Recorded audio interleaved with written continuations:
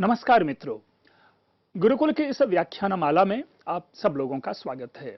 मैं डॉक्टर पंकज कुमार मिश्र एक बार फिर से आप लोगों के सामने मृच्छकटिकम लेकर के उपस्थित हूं। हम लोग मृच्छकटिकम के छठे अंक में जो बाल मनोविज्ञान है उनको पकड़ने और समझने की कोशिश करते हैं। छठे अंक में रदनिका के साथ चारुदत्त का पुत्र रोहसेन मंच पर प्रविष्ट होता है। उससे पूर्व उस मंच पर चेटी और वसंत सेना उपस्थित है। वो अलग परिवेश है और ये एक भिन्न परिवेश है, लेकिन ऑडियंस के लिए वो दोनों जो टीम है वो एक साथ मंच पर दिखाई देंगे, क्योंकि इन बातचीत के बाद ही ऑल ऑफ सडन रदनिका और वसंत सेना का इंटरैक्शन शुरू होगा। रदनिका जो दारक है, रोहसेन है, उससे कहती है कि चलो चलते हैं और हम लोग इस गाड़ी से खेलते हैं। दारक रोहसेन दुखी होता है, उदास होता है, एक तरह से आप ये कहें कि रोता है और कहता है रदनिका से कि रदनिके किम ममयितया मृत्तिका शकटिकया, कि भाई इस मिट्टी की गाड़ी से मुझे क्या, मैं इस मिट्टी की गाड़ी से मैं नहीं खेलूंगा। तामेव सौवर्ण शकटिकाम देहि, मुझे तो वही सोने की गाड़ी दो। अब देखिए यहां पर कुछ नहीं, अगर आप व्याकरण की दृष्टि से, वाक्य निर्माण की दृष्टि से देखेंगे तो कुछ नहीं है। ताम है द्वितीय एक वचन स्त्रीलिंग, एव अव्यय है, सौवर्ण शकटिकाम द्वितीय एक वचन स्त्रीलिंग, और देहि लोट लकार मध्यम पुरुष एक वचन, यानी देहि यानी त्वम, त्वम यानी रदनिका, कि रदनिका तामेव सौवर्ण शकटिकाम देहि, यानी मुझे वही सौवर्ण शकटिका दो। अब रही बात कि भाई कौन सी सोने की गाड़ी, तो निस्संदेह इससे हम अनुमान करेंगे कि चूंकि कोई कहानी नहीं है, कोई सूचना नहीं है, लेकिन ताम शब्द प्रयोग है, तो ताम जो है परोक्ष भूतम, जो परोक्ष भूत है, अर्थात इस दारक ने पीछे किसी गाड़ी को देखी होगी या अन्य बच्चों को उन्होंने देखा होगा कि ये सोने की गाड़ी से, किसी बहुमूल्य गाड़ी से ये लोग आपस में खेल रहे हैं। तो देखिए बच्चे का भी मनोविज्ञान है, वो भी इस चीज को वहां पता है कि मेरी जो गाड़ी है वो कमजोर है, वो अच्छी नहीं है, और मेरी गाड़ी से उन लोगों की गाड़ी अच्छी है।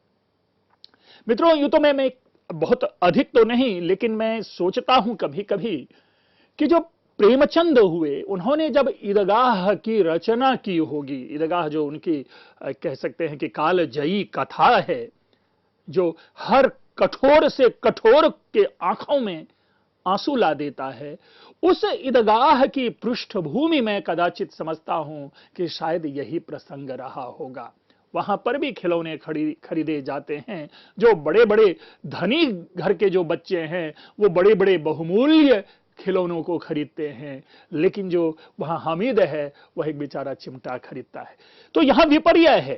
एक जो वहां पर जिनके पास पैसे नहीं है, वो अपनी उस दादी, बूढ़ी दादी के उस कष्ट को स्मरण करके अपने पास जो कुछ ही पैसे हैं उस पैसे से चिमटा खरीदता है। लेकिन यहां पर भिन्न है कि यह जो बालक है, यह बालक जो कि जिनके पास कम सामर्थ्य है, वो एक महासामर्थ्य की ओर अपनी इच्छा प्रकट करता है। जो भी है मूलतः बाल वेदना है। जो हम एक बच्चे की जो पीड़ा है उनको समझने की कोशिश करते हैं। हम आज भी अब अगर अपने बच्चों के साथ कभी किसी बाजार में चले जाते हैं तो अपनी पुरानी और छोटी चीजों को भुला करके वो बड़ी बड़ी चीजों की ओर इशारा करता है।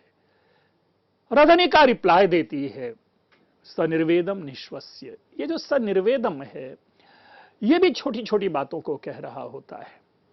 इससे स्पष्ट पता चलता है कि रदनिका उस पीछे के उस जो धनाढ्य जीवन था चारुदत्त का, उसको स्मरण करते हुए आज की इस विपन्नता के साथ सामंजस्य बिठाते हुए उनमें जो एक है वो एक निर्वेद की भावना है, वैराग्य की भावना है कि ना उससे ना इससे, मानो उस बालक की बातों को अनसुना करते हुए और एक लंबी सांस लेकर के कहती है जात कुतोस्माकम सुवर्ण व्यवहार, कि बेटा अब हमारे पास सोना कहां, अब हम लोग कहां सोना लाएंगे? तुम्हारे पापा के पास अब सोना है कहां? जातस्य पुनरपि रिद्ध्या सुवर्ण शकटिकया क्रीडिष्यसि।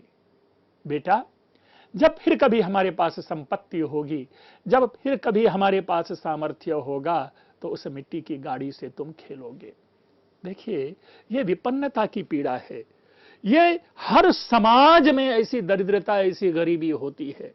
हम भले ही धनहीन व्यक्ति के प्रति उनके साथ हम दुर्व्यवहार कर लें, उनको ऊंची सीधी उल्टी बातें गाली गलौज कर लें, हमने कभी उस व्यक्ति के उस हृदय में उठने वाली पीड़ा के ऊपर में ध्यान नहीं दिया, और ना हम देते कि हमारा एक शब्द उसके लिए कितना बड़ा जो है ना शस्त्रास्त्र बन करके उसके मर्म का भेदन कर रहा होता है।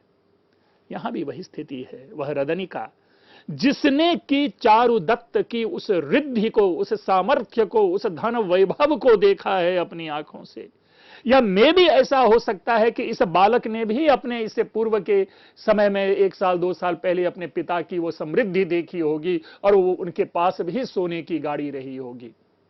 लेकिन आज वह स्थिति नहीं है। सबे दीन न होत एक समाना। मनुष्य के जीवन में सारे के सारे दिन एक समान नहीं होते। मैंने बार बार कहा है कि मधु विष है दोनों जीवन में, दोनों मिलते जीवन क्रम में। मधु पाने से पहले विष मूल्य अरे कुछ बढ़ जाता है, रोने वाला ही गाता है। कदाचित ये जो पंक्ति है ना कि जातस्य पुनरपि रिद्ध्या सुवर्ण सकटिकया क्रीडिष्यसि, वो उसी रोने वाला ही गाता है कि और इशारा कर रहा है यहां पर कि बेटा चिंता मत करो, जब फिर कभी हमें समृद्धि होगी, हमारे पास धन संपत्ति आएगी, आशावाद ये भी है जो भारतीय संस्कृति का जो मूल है, उस आशावाद को देखिए कि हमारे भी जीवन जो है वो सुधरेंगे। तो जब हमारे पास धन संपत्ति आएगी, तब तुम सोने की गाड़ी से तब तुम खेलना। तब तक तद यावद विनोदयाम्येनम, चलो तब तक इससे हम खेलते हैं। आर्यायाः वसंत सेनायाः समीप उपसर्पिष्यामि। अच्छा चलो, आर्या वसंत सेना वहां बैठी है, चलो हम लोग उनके पास चलते हैं, उनके साथ खेलते हैं। यह भी एक प्रकार से उस बाल मनोविज्ञान को, उस बालक के मन को डिस्ट्रैक्ट करने का प्रयास है कि चलो वसंत सेना के पास जाते हैं, तो ये जो मिट्टी की गाड़ी है और सोने की गाड़ी का जो द्वंद्व है, इससे इसका ध्यान वापस लौटे। रदनिका वसंत सेना के पास जाती हैं, उपसृत्य आर्ये प्रणमामि, प्रणाम करती है। जो अभिवादन है हमारी परंपरा का, हमारी संस्कृति का, तदनुरूप वह वहां प्रवर्तित करती है। वसंत सेना रदनिका का स्वागत करती है। रदनिके स्वागतम ते, जो वेलकम है। कस्य पुनरयम दारक, और अचानक उस बालक की ओर दृष्टि जाती है और वसंत सेना सहसा पूछ बैठती है कि अरे ये किनका बच्चा है, ये किसका बेटा है। अनलंकृत शरीरोपि चंद्रमुख आनंदयति मम हृदयम। ये बाल सुलभ है। हर किसी भी बच्चे को हम आप देखेंगे तो उनके प्रति सहज एक आकर्षण हो जाता है। यहां पर भी वसंत सेना की जो नारी हृदय है वह कह बैठता है कि अनलंकृत शरीरोपि। देखिए यहां पर इसका यह अर्थ कदाचित नहीं, कदापि नहीं लेना चाहिए कि वो नहाया धोया नहीं है, इसलिए अनलंकृत शरीर है। अनलंकृत शरीर का मतलब सजा संवरा न होने पर भी नहीं, बल्कि इससे यह उस कटु सत्य का बोध हो रहा है। भले ही वसंत सेना यह नहीं जान रही होगी या जान रही होगी इसलिए प्रयोग कर रही है।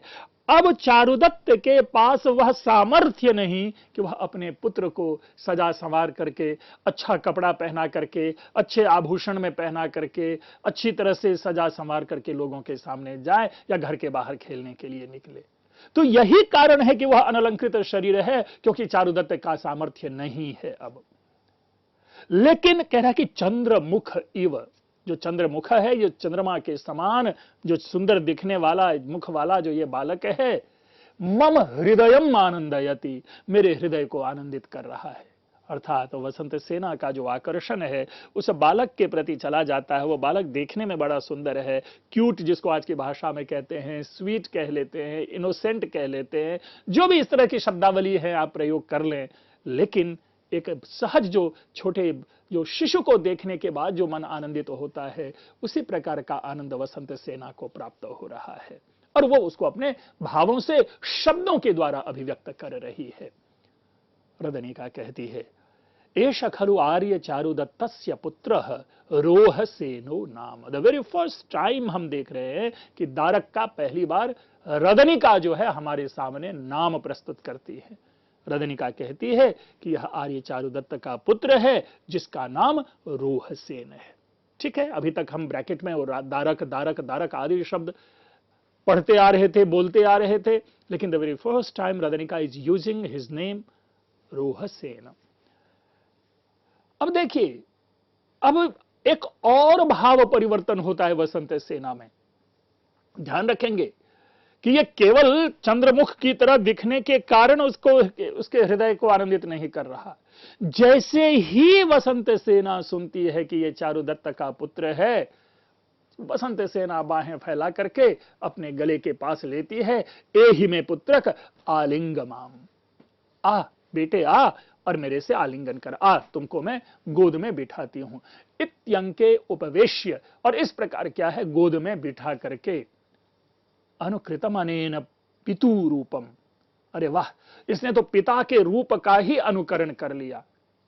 कितने सरल और सहज। देखिए मित्रों, मैंने हमेशा से कहा है कि कोई युग भिन्न नहीं होता, युग सदैव एक समान होता है। जैसा कल वैसा आज, वैसा कल ही रहेगा। हम किसी भी, चाहे सिंधु घाटी सभ्यता की बात कर लें, वैदिक सभ्यता की बात कर लें, रामायण महाभारत पौराणिक सभ्यता की बात कर लें, युग सदैव एक समान होता है। व्यवस्थाएं बदलती हैं, सुविधाएं बदलती हैं। हम आज भी बच्चों को देख करके कहते हैं और आपस में विमर्श करते हैं, देख करके, अरे इसका तो फेस जो है मां से मिलता है, या इसका जो फेस है इनके पिता से मिलता है। यहां पर भी वही बातें की जा रही है। देखिए, विचार वही है, चिंतन वही है, अभिव्यक्ति वही है। हां, आज सुविधाएं भिन्न हैं, आज व्यवस्था भिन्न है। तो अनुकृत मनेन पितु रूपम, कि भाई इसने तो अपने पिता के रूप का अनुकरण कर लिया है, अर्थात देखने में साक्षात अपने पिता के समान लगता है। रदनिका कहती है कि न केवलम रूपम शीलमपि तर्कयामि, भाई केवल रूप ही नहीं, इसका स्वभाव ही जो है, ये मैं ऐसा सोचती हूं कि इसका स्वभाव भी जो है वो अपने पिता की ही तरह है। एतेन आर्य चारुदत्तः आत्मानं विनोदयति, क्योंकि इसी से आर्य चारुदत्त जो है अपना विनोद करते हैं, अपना हंसी मजाक खेल कूद, जो एक जो लीजर टाइम जिसे कहते हैं, उस टाइम में अपने इसी पुत्र के साथ वह खेलते रहते हैं। वसंत सेना अथ किम निमित्त में रोदी से, अब तुरंत ध्यान गया, रोदिति, अब तुरंत ध्यान चला गया, क्योंकि इससे पूर्व वो बच्चा रो रहा था और कह रहा था कि मैं यही मिट्टी की गाड़ी से नहीं खेलूंगा, मैं तो सोने की गाड़ी से खेलूंगा। तो हो सकता है ये बात ना सुनी हो, या सुन करके भी रदनिका के मुंह से सुनना चाहती हो वसंत सेना। तो वसंत सेना पूछ बैठती है कि ये बालक रो क्यों रहा है, ये रोहसेन रो क्यों रहा है। रदनिका कहती है कि एतेन प्रतिवेशिक गृहपतिदारकस्य सुवर्ण शकटिकया क्रीडितम।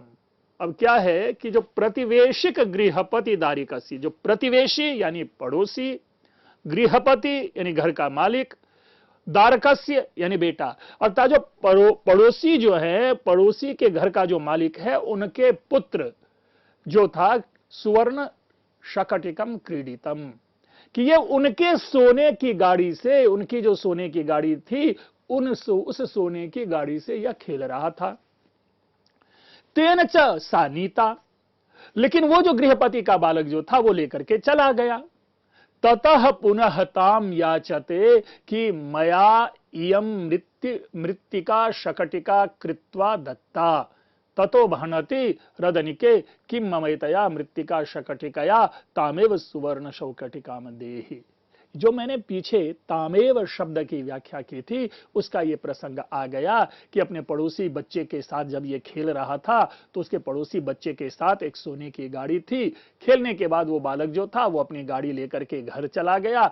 उसके बाद से यह जो है उसी गाड़ी की याचना करते हुए बार बार कह रहा है कि मुझे जो है वही गाड़ी चाहिए, लेकिन मैंने तो इनको मिट्टी की गाड़ी दी। अब उसके बाद से यह बोल रहा है कि रदनिके किम ममैतया मृत्तिका शकटिकया तामेव सौवर्ण शकटिकाम देहि, कि भाई मुझे इस मिट्टी की गाड़ी से नहीं खेलना, मुझे इस मिट्टी की गाड़ी से क्या प्रयोजन, मुझे तो वही सोने की गाड़ी दो। अब जो वसंत सेना है उसको भी अचानक ये चीज हिट करेगा कि इस बालक को अब सोने की गाड़ी कहां, तो हाधिक हाधिक जो है ना, हाय हाय ये क्या बात हुई। अयमपि नाम पर संपत्तिया संतप्यते, बहुत बड़ा व्यंग्य है उस काल के समाज के ऊपर कि अयमपि नाम पर संपत्तिया संतप्यते। मित्रों, हम लोग अपने जीवन में दूसरे की उन्नति से, दूसरे की जो संपत्ति है उनको देख करके दुखी होते हैं। और ये आज की बात नहीं है, ये सदैव यह मानवीय स्वभाव होता है। इसीलिए नाटककार ने वसंत सेना के डायलॉग में अपि शब्द का प्रयोग करते हुए कहा कि अयमपि नाम, यानी यह भी पर संपत्तिया संतप्यते, यानी यह बालक है और यह बालक भी दूसरे की जो संपत्ति है उससे दुखी हो रहा है। और लोग तो होते हैं ही, ये बालक भी हो रहा है। भगवन कृतांत पुष्कर पत्र पतित जल बिंदु सदृशैः क्रीडति त्वं पुरुष भागधेयैः। भाग्य एक मूल समस्या है हमारे समाज की। हम हर व्यक्ति अपने जीवन के उत्थान पतन को उस भाग्य से परिभाषित करते हैं। हमारा जो जीवन दर्शन है वो कहीं ना कहीं भाग्य से निगडित है, जडित है। वसंत सेना भगवन कृतांत कह के उस भाग्य देवता का स्मरण करती हुई कहती है कि पुष्कर पत्र पतित, पुष्कर पत्र यानी कमल के जो पत्ते होते हैं। यद्यपि पुष्कर का अर्थ पोखर होता है, लेकिन यहां पे रूढ़ करके पुष्कर पत्र का मतलब कमल के पत्ते के ऊपर गिरे हुए जल की बिंदु के समान त्वं पुरुष भागधेयैः क्रीडति, कि तुम पुरुष के भाग्य के साथ खेलते हो। अब देखिए क्या चीज है, इसको समझ लीजिए। जो कमल के पत्ते होते हैं, अगर उस पर पानी की, जल की बूंदें अगर आते हैं तो वो एक जगह टिका नहीं रहता, कभी उधर लुढ़क के, कभी इधर लुढ़क के, कभी उधर लुढ़क के, अर्थात चंचल, वो जो जल की बूंदें हैं चंचल है और लुढ़कता रहता है, एक जगह स्थिर नहीं रहता है। उसी प्रकार मनुष्य का भाग्य सदैव एक समान नहीं होता। इसीलिए कहा गया पुष्कर पत्र पतित जल बिंदु सदृशैः पुरुष भागधेयैः त्वं क्रीडसि, कि जो ऐसे जो जल बिंदु के समान पुरुषों का भाग्य होता है उनके साथ तुम खेल रहे हो। अर्थात ये जो उस बालक के माध्यम से उस भाग्य की ओर इशारा कर रहा है कि जिसका भाग्य आज सोने की गाड़ी से खेलना था, उसका भाग्य तुमने ऐसी दशा कर दी कि अपने पास नहीं, दूसरों के सोने के गाड़ी से यह भी बेचारा दुखी हो रहा है। और यही मनुष्य का जीवन है। आदि इति सास्रा। वसंत सेना की आंखों से आंसू टपकते हैं और स्वयं रोती हुई वसंत सेना उस रोहसेन से कहती है, जात मारुदेहि, पुत्र मत रो। देखिए यही हमारा जो एक सामाजिक सामंजस्य है, जो पारिवारिक व्यवस्था है कि एक दूसरे के रुदन और क्रंदन में किस प्रकार एक दूसरे के प्रति हम अपनी सहानुभूति को एक्सटेंड करते हैं, अपनी सहानुभूति शेयर करते हैं, वो स्पष्ट है कि वसंत सेना रो रही है। लिखा हुआ है इति सास्रा, यानी आंसू, जो अश्रु सहित, कि वसंत सेना स्वयं रो रही है और उस बालक को कहती है कि जात मारुदेहि, बेटे मत रो, सौवर्ण शकटिकया क्रीडिष्यसि, तुम सोने की गाड़ी से खेलोगे। दारक रदनिके कैशा। अब वो जो रोहसेन है, भाई रोहसेन पहली बार अब उसके गोद में बैठा हुआ है और उससे वार्तालाप कर रही है वसंत सेना। बेचारा एक कंफ्यूज्ड है। तो वह दारक जो है रदनिका से पूछता है और पूछता है कि रदनिके कैसा, बेटी ये कौन है। वसंत सेना कहती है, पितुस्ते गुण निर्जिता दासी, ये तुम्हारे पिता के गुणों से जो अभिभूत है, गुणों पर जो रिझी हुई, ये तुम्हारे पिता की दासी है। नो, इट इज नॉट दासी। मैंने पहले भी कहा, अभी भी कहेंगे, अर्थात उनसे प्रणय करने वाली यह वसंत सेना है, रदनिका। क्योंकि मैं एक चीज और मैं आपके सामने स्पष्ट कर दूं कि कहीं ना कहीं हमने बालकों से संवाद करने में बालक की जो बालपना होता है या उनकी जो उस समय के मन की जो दशा होती है, हमने उनको कभी समझा नहीं। क्योंकि यदि वसंत सेना दारक को यह रिप्लाई करती है कि पितुस्ते गुण निर्जिता दासी, तो मैं समझता हूं कि नाटककार की ये गलती है। इतना बड़ा डायलॉग उस बालक को समझ में नहीं आएगा। अब अभिधा पूर्वक जो भी अर्थ ले ले, लेकिन उसकी जो लक्षणा है, उसकी जो व्यंजना है, उस बालक को समझ में नहीं आएगा, क्योंकि वो समझेगा ही नहीं कि यह गुण निर्जिता क्या होता है। भाई, गुणों से अभिभूत क्या होता है, उनके गुणों पर रिझी हुई, इसका क्या मतलब होता है। क्योंकि बालक ने तो वो जीवन देखा नहीं है, वो जिंदगी देखी नहीं। और यही प्रश्न मैं कभी कभी पंचतंत्र के ऊपर मैं उठाता हूं कि पंचतंत्र की प्रतिज्ञा में, प्रस्तावना में तो कह दिया गया कि बालकों को, जो मूर्ख बालक है, उस मूर्ख बालक को शिक्षित करने के लिए यह पंचतंत्र की रचना की गई। लेकिन नहीं, इसमें कई सारी ऐसी कहानियां हैं, इसमें कई सारे ऐसे संवाद, इसमें कई सारे ऐसे तथ्य हैं जो बालक नहीं जान रहे होंगे।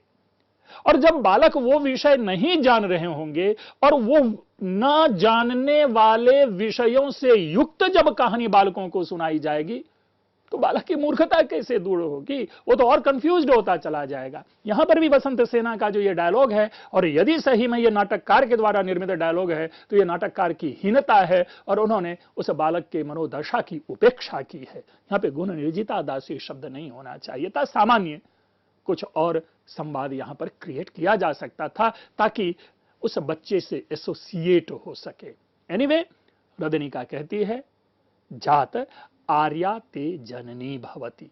कंपैरेटिवली ये जो है टोन डाउन किया हुआ डायलॉग है, ये बात बच्चे को समझ में आ सकती है कि पुत्र, ये जो आर्या है ये तुम्हारी माता होती है।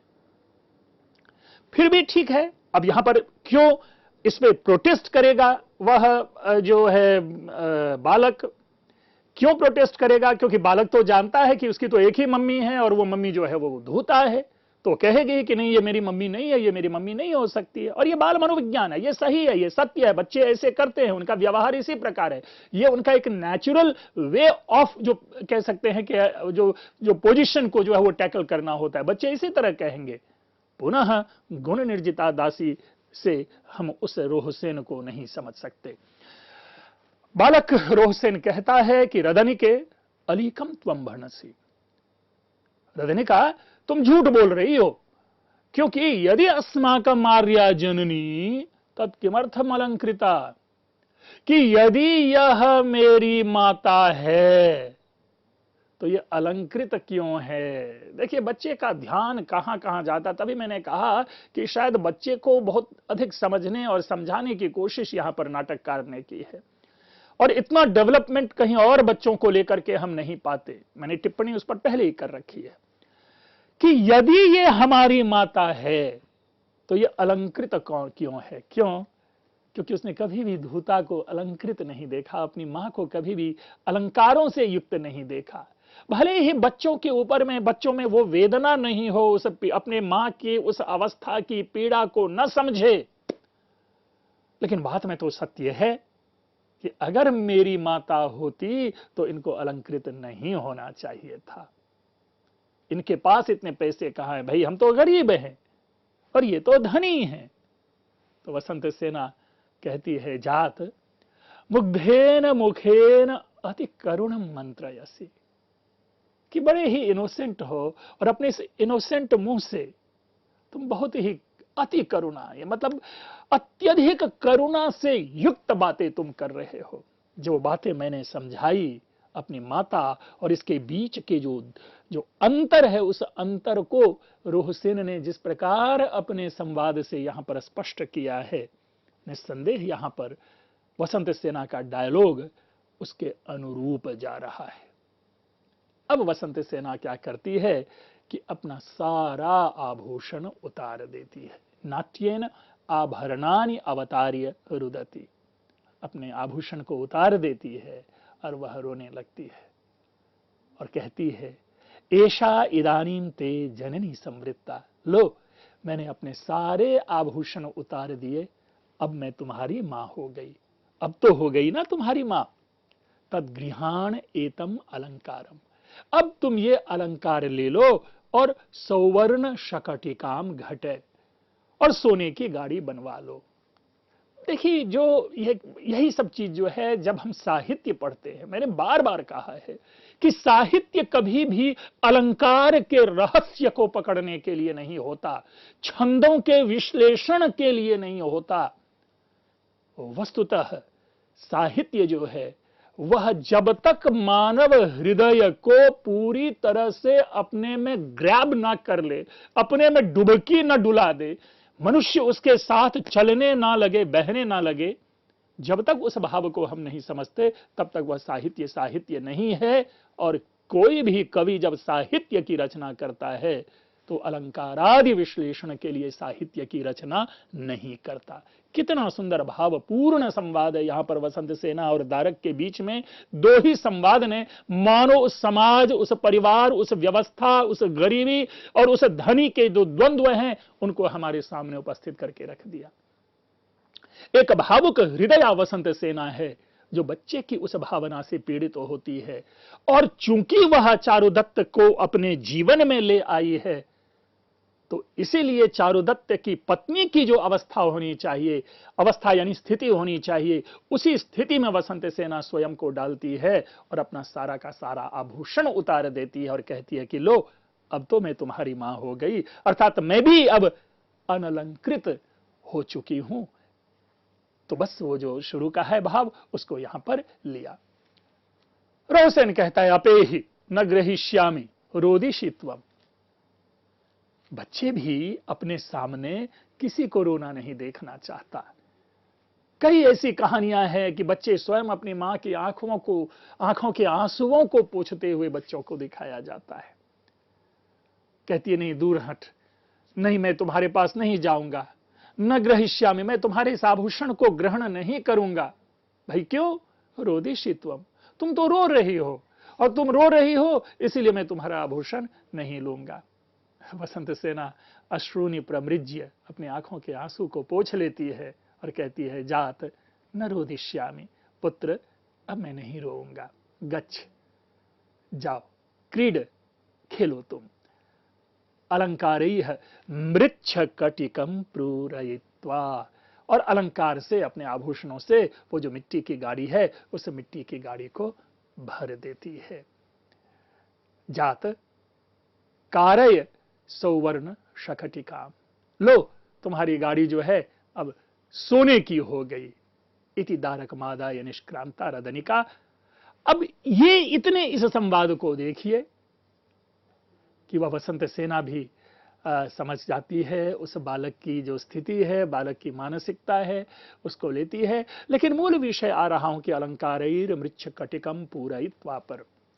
मृच्छकटिक शब्द पहली बार प्रयोग है, इससे पूर्व हमने मृत्तिका शकटिका शब्द देखा, यानी वहां पर भी मृत्तिका है तो मृत्तिका का मृत जो मूल शब्द है मिट्टी के लिए वो लिया, और शकटिकम में छोटी जो सूत्र है उससे ये मृच्छकटिकम शब्द का निर्माण हो रहा है। और पूरे के पूरे 10 अंकों के इस प्रकरण में पहली बार मृच्छकटिकम नाम शब्द प्रयोग हो रहा है। जनरली आप अन्य नाटकों में नहीं पाएंगे, जैसे अभिज्ञान शाकुंतलम में अभिज्ञान शाकुंतल नाम नहीं मिलेगा, अन्य नाटकों में भी स्वप्न वासव दत्तम नाम नहीं मिलता, लेकिन यहां पर पहली बार हम पाते हैं कि मृच्छकटिकम शब्द प्राप्त होता है जो कि इस प्रकरण का नाम है। मित्रों, अपनी यह व्याख्या चलती रहेगी, मृच्छकटिकम को हम लोग समझते रहेंगे। आज आप लोगों ने अत्यंत ध्यानपूर्वक सुना, आप लोगों का बहुत बहुत धन्यवाद।